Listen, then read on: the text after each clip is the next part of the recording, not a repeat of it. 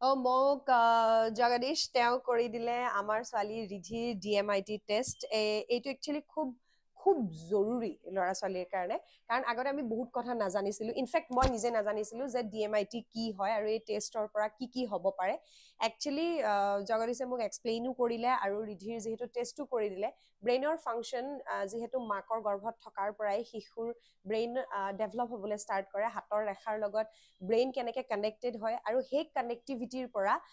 ভৱিষ্যতটো আমি কেনেদৰে সজাব পাৰোঁ কি কি কৰিব লাগে কি কি কৰিব নালাগে এনেকুৱা বিভিন্ন ধৰণৰ কথা DMIT টেষ্টৰ পৰা আমি জানিব পাৰিলোঁ এণ্ড থেংক ইউ ছ' মাছ এইখিনিয়ে আমাক আমাৰ ছোৱালীজনীৰ